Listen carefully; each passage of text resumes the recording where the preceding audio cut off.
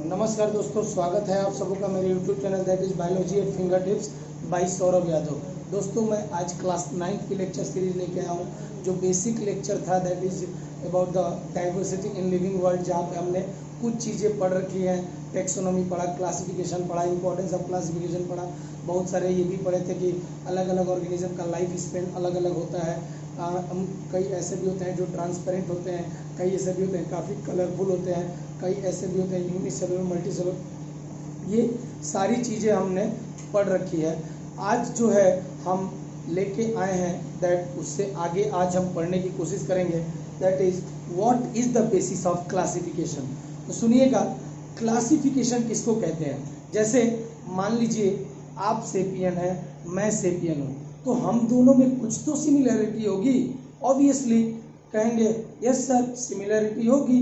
जैसे एक्सटर्नली अगर बोले तो सीधी सी बात है, मेरी बॉडी के ऊपर क्या है, एक्सटर्नल एयर। आपकी बॉडी के ऊपर भी क्या होगा बेटा, एक्सटर्नल एयर होगा। मेरा ईयर पिन्ना कहाँ है, बाहर की तरफ, आपका भी ईयर पिन्ना बाहर की तरफ है। कुछ इंटरनली बातें कर लेते हैं, जैसे मेरे अंदर में हार्ट जो होगा 4 चेम्बर्ड होगा, आपके अंदर में भी हार्ट क्या होगा, 4 चेम्बर्ड ही होगा। यानी कुछ जो कैरेक्टर्स सिमिलर हैं हमारे और आपके अंदर में, तभी तो आप और हम किस स्पीसीज में रखे गए हैं, किस स्पीसीज में रखे गए हैं, सेपियंस स्पीसीज में रखे गए हैं। सो ऐसा भी होगा कि बेटा जी हम और भी ऑर्गेनिज्म, जैसे मान लीजिए हम अपने आप को कंपेयर करते हैं किसी घोड़े से, तो बेटा जी हमारा जो ये फोरलिम्ब है ये खाने के काम आता है, किताब उठाने के काम आता है, किसी को झापड़ मारने का काम आता है। लेकिन ये बिल्कुल भी नहीं है। अगर हॉर्स की बात करोगे, उनके अंदर में जो आगे वाला फोरलिम्ब भी होता है वो पैरों की तरह इस्तेमाल होता है, तो वो एक बेसिक डिफरेंस हो गया। फिर अगर हम बोले भैया सबसे बेसिक सा डिफरेंस, मेरे पीछे क्या पूंछ दिख रही है, हॉर्स में पूंछ होती है, हमारे अंदर में पूंछ नहीं होती है कि नहीं है। यानी इसीलिए उसको अलग कैटेगरी में रखा गया, हमें अलग कैटेगरी में रखा गया। बिल्कुल इसी तरह से अगर सिंपल सी बात करते हैं, क्लास की बात कर लेते हैं। अगर मान लीजिए आपके क्लास में 100 बच्चे हैं, 100 बच्चे हैं, बोला गया कि 100 बच्चों में कितने ऐसे हैं जो पढ़ने में बढ़िया हैं और कितने ऐसे हैं जो बदमाशी में बढ़िया है, यानी वो पढ़ते लिखते नहीं है। तो पता चला कि 30 स्टूडेंट अच्छे हैं पढ़ने में और 70 जो है खराब है। ठीक है, 30 जो है स्टडी करते हैं और ये नो स्टडी वाले हैं, बिल्कुल भी पढ़ते लिखते नहीं है। तो अगर मैं बोलूं कि बेटा जी अच्छे वाले, तो कुछ कैरेक्टर्स होगा ना 30 में, 30 जो है वो हो सकता है 4 घंटे 5 घंटे कंटिन्यूअसली बढ़िया से पढ़ते होंगे, तो वो क्या होंगे बेटा, अच्छे पढ़ने वाले कैटेगरी में।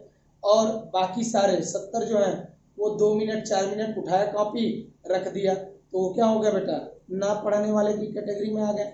तो यहाँ हमने जो कैरेक्टर लिया है वो क्या लिया है बेटा, पढ़ाई। क्या लिया है, पढ़ाई।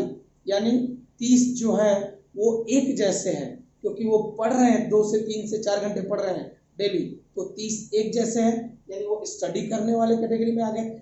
70 ऐसे हैं जो पढ़ ही नहीं रहे हैं, तो ना पढ़ने वाले कैटेगरी में आ गए। तो हमने यहाँ कैरेक्टर ले रखा था क्या बेटा, पढ़ाई। ठीक है, तो इसी तरह से किसी भी ऑर्गेनिज्म को आप कंपेयर करेंगे, जैसे मैं हूँ किसी और से कंपेयर करोगे, तो हो सकता है अगर वो मेरे जाति का होगा, स्पीसीज का होगा, तो उसके और मेरे कैरेक्टर सिमिलर होंगे। अगर मुझे कंपेयर करो गधे से, किसी एक डंकी से, ऑब्वियसली उसके कैरेक्टर्स अलग होंगे, मेरे कैरेक्टर्स क्या होंगे, अलग होंगे। इसीलिए वो अलग कैटेगरी में होगा, मैं एक अलग कैटेगरी में पाया जाऊंगा, है कि नहीं है। तो अलग अलग अगर ऑर्गेनिज्म के कैरेक्टर्स होंगे तो अलग अलग कैटेगरी होगी।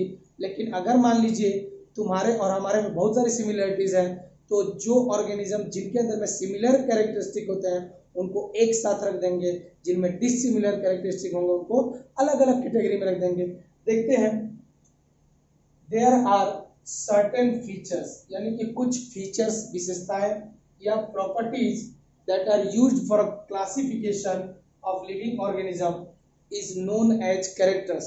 सो हमने अभी बच्चों को क्लासिफाई किया था 2 कैटेगरी में, पढ़ने वाले, ना पढ़ने वाले। किस तो कैरेक्टर क्या दिया था, पढ़ाई, है ना जी। तो जो कैरेक्टर्स हम लेते हैं कि जैसे मान लीजिए मैं बोलूं कि दो ऑर्गेनिज्म मिले हैं, एक ऑर्गेनिज्म में वर्टिब्रेट हड्डियां पाई जा रही हैं, एक ऑर्गेनिज्म में हड्डियां नहीं पाई जा रही हैं, वर्टिब्रेट्स या बोन्स नहीं पाया जा रहा है, तो वो एक अलग कैटेगरी में हो जाएगा। जिसमें बोन पाई जाएगी वो अलग कैटेगरी में पाई जाएगी। अब मान लीजिए कोई भी डिस्कवरी हुई, अगर देखा गया कि अरे यार इसमें तो क्या पाया गया है, इसमें तो हड्डी पाई जा रही है, तो उसको सिंपली ले आके किस में डाल देंगे, हड्डी वाले में डाल देंगे। अगर कोई ऑर्गेनिज्म मिलता है जिसमें हड्डी नहीं है, उसको इनवर्टिब्रेट्स वाले में डाल देंगे on the basis of character. कौन सा कैरेक्टर, वर्टिब्रेट्स, ठीक है। सो ऑर्गेनिज्म हैविंग सेम कैरेक्टरिस्टिक्स, तो कुछ ऐसे भी ऑर्गेनिज्म होते हैं जिनका कैरेक्टरिस्टिक्स काफी सिमिलर है, जैसे आपका और मेरा काफी सिमिलर है, तो इसीलिए हम लोग एक कैटेगरी में प्लेस करते हैं।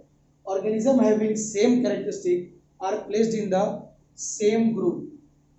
क्या होगा बेटा, जो ऑर्गेनिज्म होंगे जिनके अंदर में सेम कैरेक्टरिस्टिक्स होगा उसको प्लेस किया जाएगा सेम ग्रुप में। और यहीं पे आप ऊपर लिख लीजिए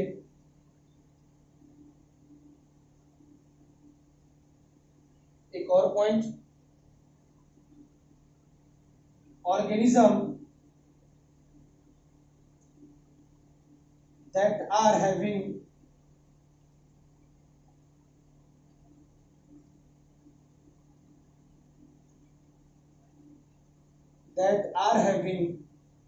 डिफरेंट कैरेक्टर्स, तो जिसमें डिफरेंट कैरेक्टर्स होगा, दे आर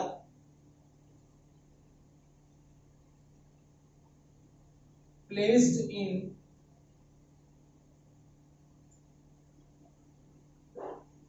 डिफरेंट कैटेगरी। उनको अलग अलग कैटेगरी में रख देंगे। जिनमें सिमिलर कैरेक्टरिस्टिक होगा उनको एक जैसे होंगे उनको एक कैटेगरी में रख दिया, जो अलग अलग होंगे सिंपली उनको अलग अलग कैटेगरी में रख देंगे। एक एग्जांपल से समझाने की कोशिश की गई है, जैसे काऊ और ह्यूमन बींग्स दोनों जो होते हैं बेटा एक कैटेगरी है, दैट इज द मैमल, दोनों मैमल्स वाली कैटेगरी में आते हैं। तो कुछ तो कैरेक्टर्स होगा जो इन दोनों को मैमल्स कहने पे आपको मजबूर कर रहा है। तो देखिए जो भी मैमल होगा उनके अंदर में 4 कैरेक्टरिस्टिक होता है।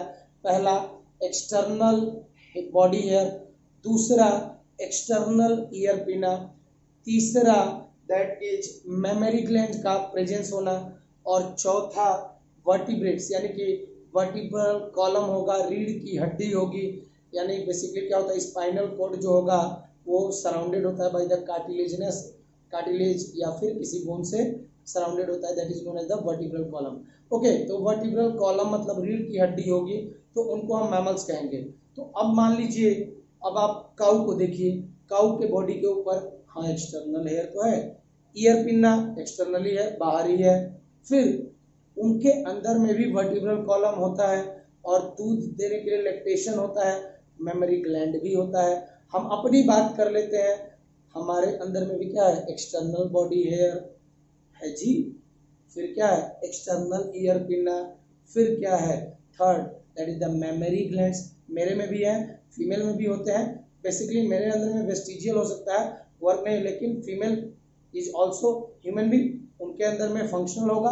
और लास्ट में वर्टिब्रल कॉलम, ये जो दिख रहा है spinal cord surrounded by the bone या cartilaginous, that is known as the vertebrum, रीढ़ की हड्डी यहाँ से स्टार्ट होती है, ठीक है, ये रीढ़ की हड्डी हमारे अंदर में भी है। तो ये सारे कैरेक्टर्स पाए जाते हैं मैमल्स के अंदर में, तो ये काऊ में भी पाया जा रहा है, ऐसे कैरेक्टर ह्यूमन में भी पाया जा रहा है, इसीलिए काऊ और ह्यूमन को एक सिंगल कैटेगरी में रखा गया, that is known as the mammals, क्योंकि इनके अंदर में ये सारे कैरेक्टर्स क्या है सिमिलर है, तो सिमिलर है इसलिए इनको एक कैटेगरी में सेम कैटेगरी में रखा गया, that category is related to the mammal. Okay, classification system start हुआ था, बहुत ही पहले से स्टार्ट चल रहा है। देखिए सबसे पहले आया था, ठीक है, जिनका नाम था Carolus Linnaeus in the year 1758, 1758 में सबसे पहले कैरोलस लिनियस ने क्लासिफिकेशन किया था, और उस क्लासिफिकेशन का नाम था टू किंगडम क्लासिफिकेशन। क्या बोलते हैं बेटा जी, टू किंगडम क्लासिफिकेशन। क्यों बोलते हैं, क्योंकि बेटा जी इन्होंने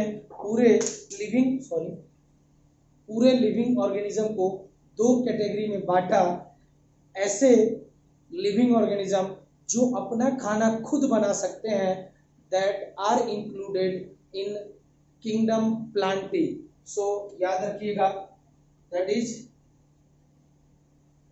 किंगडम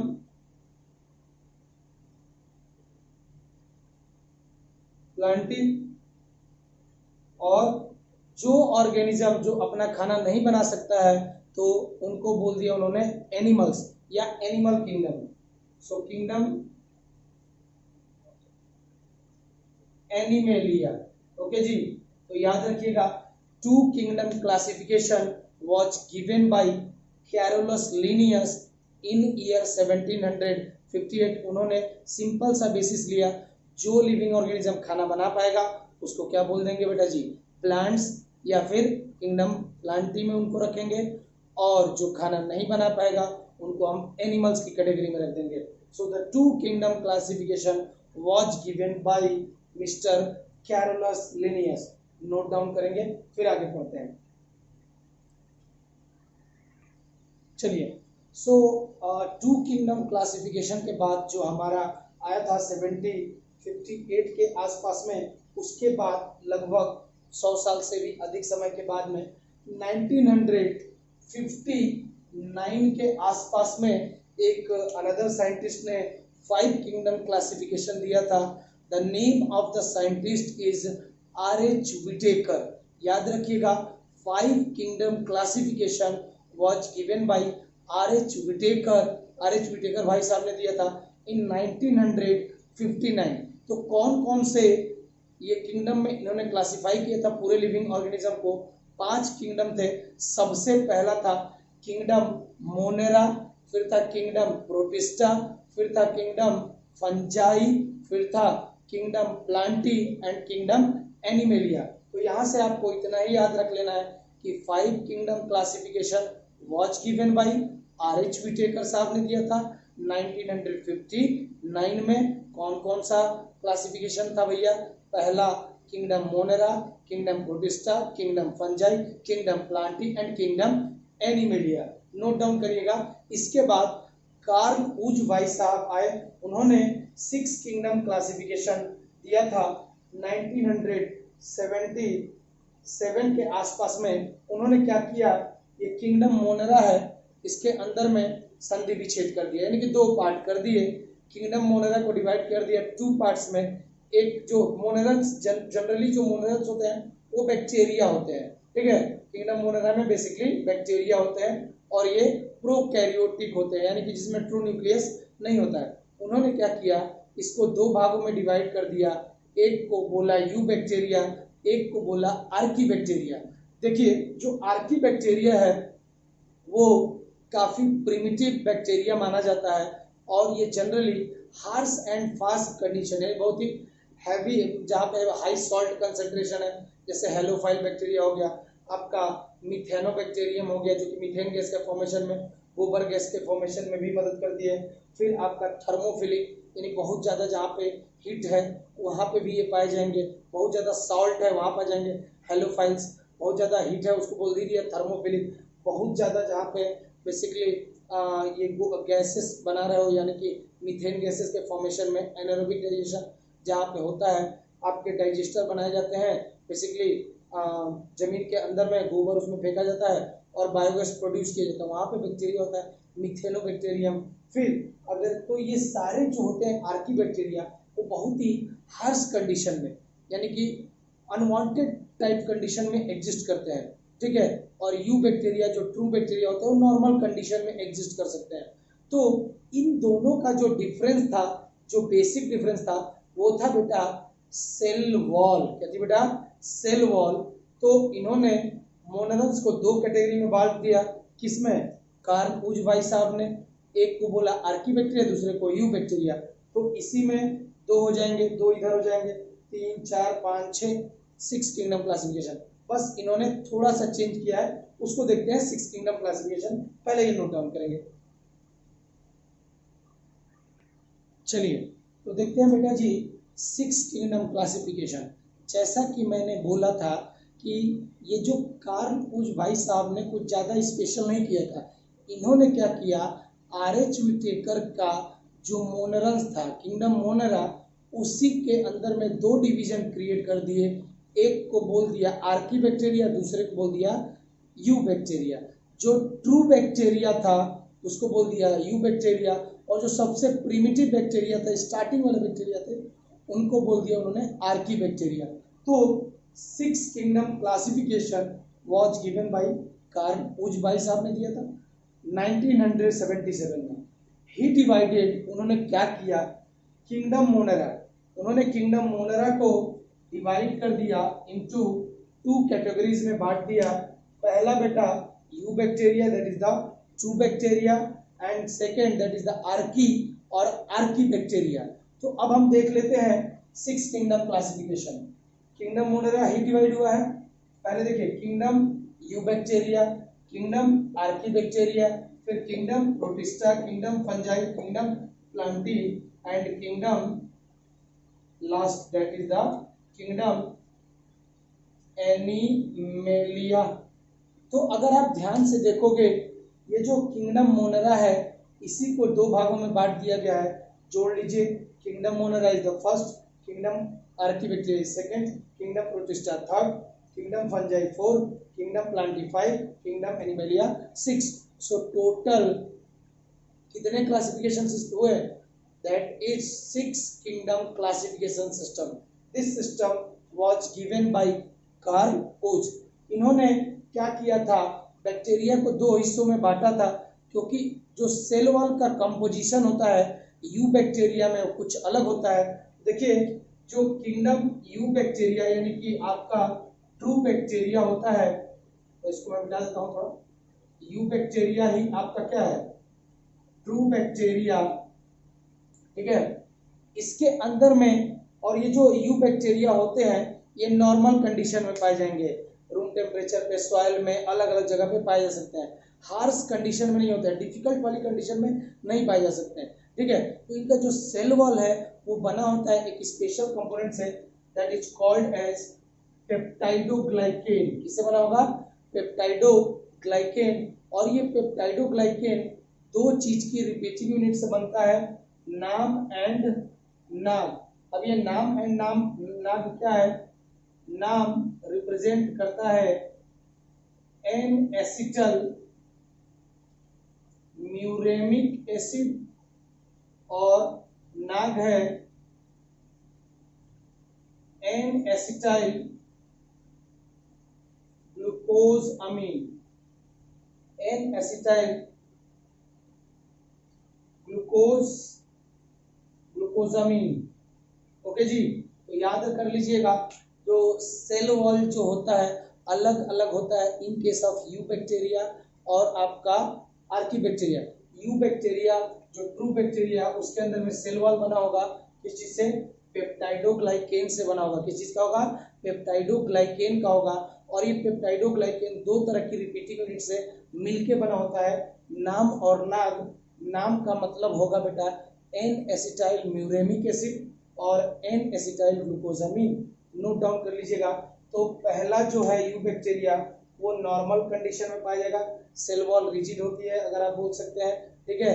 पेप्टाइडोग्लाइकेन से बनी होगी, 2 रिपीटिंग यूनिट है, नाम और नाग। ओके, स्पेशल कंडीशन में नहीं पाया, हार्श फास्ट कंडीशन में, नॉर्मल कंडीशन में पाया जाता है। दूसरा जो है बेटा जी, दैट इज आर्की बैक्टीरिया, ठीक है, ये नोट डाउन कर सकते हैं आप, ठीक। चलिए अब हम आर्की बैक्टीरिया के बारे में जानते हैं। इनको हम लोग प्रिमिटिव बैक्टीरिया भी कहते हैं। क्या बोलते हैं बेटा जी? प्रिमिटिव बैक्टीरिया, यानी सबसे पहले आए थे प्रिमिटिव बैक्टीरिया। ओके, इसको हम लोग प्रिमिटिव बैक्टीरिया भी कहते हैं क्योंकि सबसे पहले बैक्टीरिया ही आया था। तो उनमें भी आर्की और यू में भी कौन आया होगा? आर्की बैक्टीरिया आया था। अब ये जो आपका आर्की बैक्टीरिया है, इसका जो सेल वॉल का कंपोजिशन होता है ये थोड़ा अलग होता है। इसकी सेल वॉल जो होती है ये बनी होती है बेटा, याद रखिएगा, सूडोम्यूरिन से। किससे बनी होगी? सूडोम्यूरिन। इसकी जो सेल वॉल होती है ये बनी होती है सूडोम्यूरिन से। तो याद रखिएगा, the cell wall in case of eubacteria eubacteria की बात कर रहा हूँ मैं। यू बैक्टीरिया किससे बनी होगी बताइए, पेप्टाइडोग्लाइकेन से, 2 रिपीटिंग यूनिट से, नाम और नग से। लेकिन आर्की बैक्टीरिया में जो प्रिमिटिव बैक्टीरिया है इसके अंदर में सेल वॉल बनती है बेटा जी सूडोम्यूरिन से। किससे बनी होगी? सूडोम्यूरिन से। और आर्की बैक्टीरिया कहाँ कहाँ पे सरवाइव कर सकता है? तो जैसे कि मैंने बोला मीथेन गैस फॉर्मेशन होगी, जो एग्जांपल है इसका आर्की बैक्टीरिया मिथेनोबैक्टीरियम।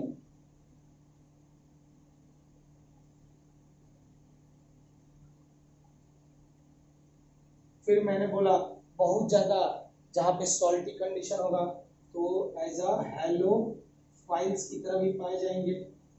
फिर या फिर कहीं पे बहुत ज्यादा क्या होगा बेटा जी, टेम्परेचर ज्यादा है तो it can also be found as thermophiles. Okay, methanobacterium जो किस चीज का फॉर्मेशन करेगा? मीथेन गैस का, एनारोबिक होता है। हेलोफाइल्स यानी ये वहां पर पाया जाएगा जहाँ पे सॉल्ट कंसंट्रेशन बहुत ज्यादा होगा और यहाँ पे जहाँ पे हीट ज्यादा होगा वहां पे भी पाया जाएगा, that is called as the thermophiles की तरफ पाया जाता है। तो इनकी जो सेल वॉल होती है वो बनी होती है सूडोम्यूरिन से। ठीक है जी, तो दिस इज ऑल अबाउट क्या बेटा जी, 6 किंगडम क्लासिफिकेशन। नोट डाउन कर लीजिएगा, this is about 6 kingdom classification of the Carl Woese. देखिए जो नेक्स्ट टॉपिक दे रखा है that is types of cellular organisation, यानी कैसी कैसी सेल पाई जाती हैं। तो basically there are 2 type of cells, that is prokaryotic cell and second that is the eukaryotic cell. Simple सा है बेटा, प्रो मतलब प्रिमिटिव, सिंपल सा। तो बेटा जी जिन ऑर्गेनिज्म के पास में ट्रू न्यूक्लियस नहीं होगा या न्यूक्लियस नहीं होगा वो सारे कौन सी सेल कहलाएंगी? प्रोकैरियोटिक सेल या प्रोकैरियोटिक ऑर्गेनिज्म कहलाएंगी। और जिन किसी में ट्रू न्यूक्लियस पाया जाएगा वो कहलाएगा प्रोकैरियोटिक सॉरी यूकैरियोटिक सेल और यूकैरियोटिक ऑर्गेनिज्म। यही दे रखा है, prokaryotic cell these are primitive and incomplete cell without nucleus, वहां पर न्यूक्लियस नहीं होगा। यूकैरियोटिक मतलब ट्रू, बेसिकली यहाँ पे ट्रू न्यूक्लियस मौजूद होगा। These are advance and complete cell with nucleus. तो जिसमें न्यूक्लियस होगा वो यूकैरियोटिक कहलाएगा, जिसमें न्यूक्लियस नहीं होगा वो प्रोकैरियोटिक कहलाएगा। तो जो कार्ल उज का 6 किंगडम क्लासिफिकेशन था उसमें स्टार्टिंग के 2 kingdom eubacteria and kingdom archaebacteria ये है बेटा जी प्रोकैरियोट्स। क्या कहलाते हैं? प्रोकैरियोट्स, क्योंकि ये ऑर्गेनिज्म ऐसे हैं जिनमें सेल वॉल तो है, सेल मेम्ब्रेन तो है, लेकिन there is no nucleus, number nucleus नहीं है, मैंने वहां लिखा नो न्यूक्लियस, कोई न्यूक्लियस नहीं पाया जाता है। तो इसीलिए किंगडम यूबैक्टीरिया और किंगडम आर्कीबैक्टीरिया दोनों ही क्या कहलाते हैं? प्रोकैरियोट्स।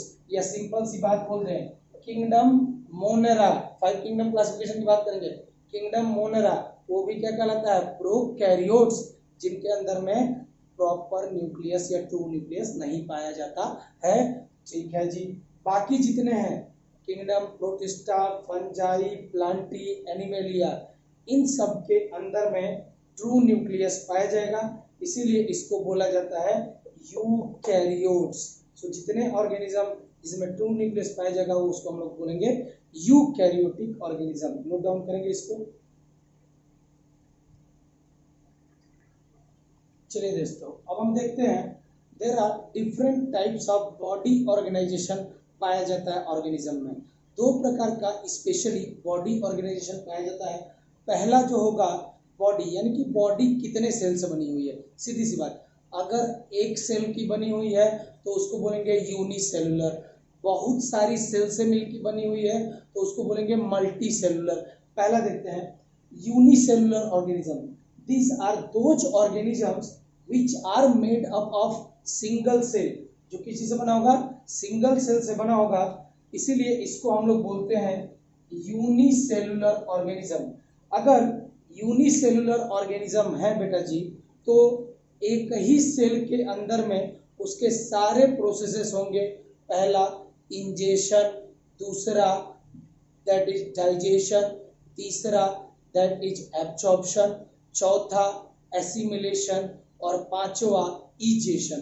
यानी सारे जो प्रोसेसेस हैं, बेसिकली जो मोड ऑफ न्यूट्रिशन पाया जाता है यूनिसेलुलर ऑर्गेनिज्म अमीबा और पैरामीशियम हैं जो एग्जाम्पल हैं इसके।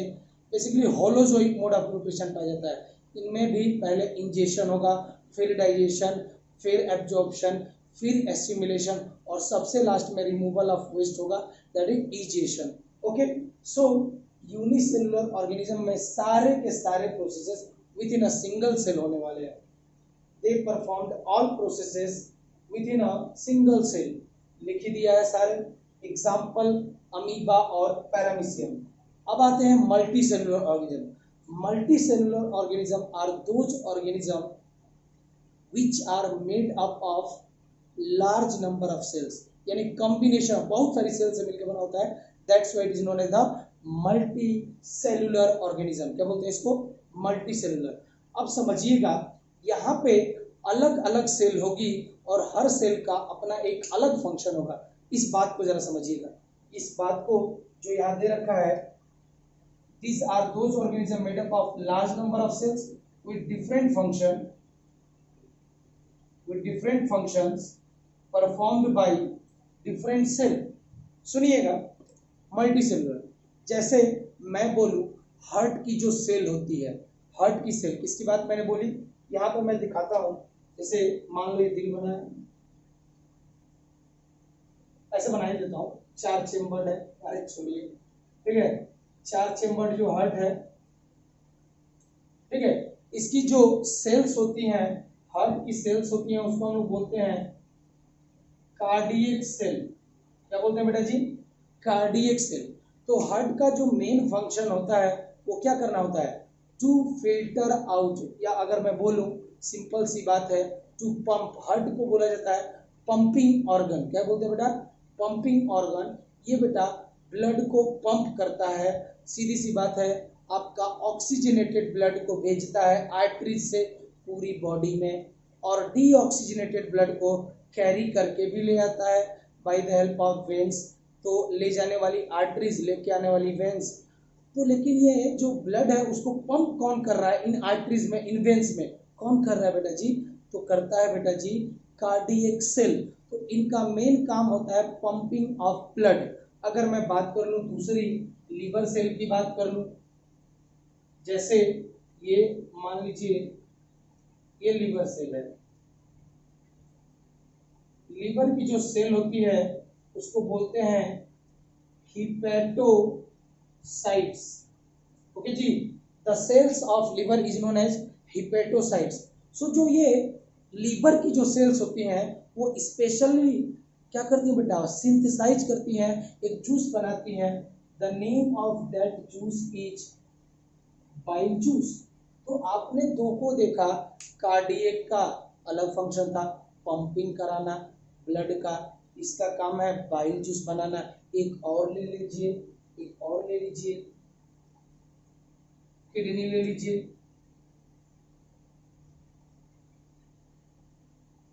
ये मान लीजिए बीन से आपकी क्या हो गई?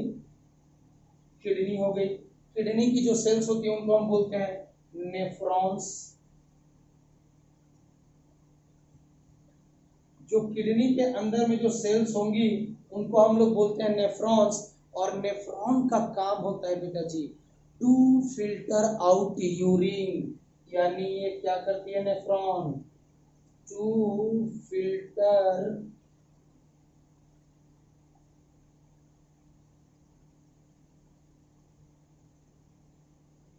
यानी फिल्ट्रेशन कराने में मदद करती है। तो 3 सेल मैंने बता दी जो मल्टी सेलुलर में अलग अलग सेल होती हैं। अलग अलग सेल का अलग अलग स्ट्रक्चर होता है और अलग अलग उनका फंक्शन भी होता है जी। क्लियर है? अब आ जाइए modes of obtaining food. So basically there are the 2 modes through which organism can obtain their food. पहला तो बेटा जी कुछ ऐसे ऑर्गेनिज्म होते हैं इस पूरे वर्ल्ड में, they can easily synthesize their own food by obtaining sunlight in the presence of chlorophyll pigment or the process through which they can synthesize their food is photosynthesis। यानी मैं बात कर रहा हूँ किसकी, घुमा फिरा के ग्रीन प्लांट्स की। सो ऐसे ऑर्गेनिज्म जो अपना खाना खुद बना पाएंगे that is called as autotrophs. और मोड ऑफ न्यूट्रिशन उनमें जो होगा उसको हम लोग बोलते हैं ऑटोट्रॉफिक मोड ऑफ न्यूट्रिशन। तो ऐसे कितने ऑर्गेनिज्म हैं, ग्रीन प्लांट्स और कुछ जो होते हैं बेटा जी आपके ब्लू ग्रीन एल्गी, और कुछ एल्गी के अंदर में भी फोटोसिंथेसिस होता है। सो ऑटोट्रॉफ्स जो अपना खाना खुद बना पाएंगे, heterotrophs these are those organism that cannot synthesize their own food but they depend upon another organism, या डायरेक्टली और इनडायरेक्टली प्लांट पे डिपेंड करते हैं for their food, that are called as heterotrophs. Example lion, tiger, human being etcetera. So बेटा जी ये आज का जो हमारा सेकेंड लेक्चर था इसमें मैंने बहुत सारी चीज़ें समझाने की कोशिश की। बेसिस ऑफ क्लासिफिकेशन क्या होता है, उसके बाद बॉडी ऑर्गेनाइजेशन बताया, सेलुलर ऑर्गेनाइजेशन बताया, मोड ऑफ न्यूट्रिशन बताया। ये सारी चीज़ें थोड़ा बहुत आप जानते होंगे। अगर आपको अगर ये लेक्चर थोड़ा बहुत भी अच्छा लगा हुआ हो, बेनिफिशियल लगा हुआ हो, तो काइंडली लाइक एंड सब्सक्राइब जरूर करें। Thank you all.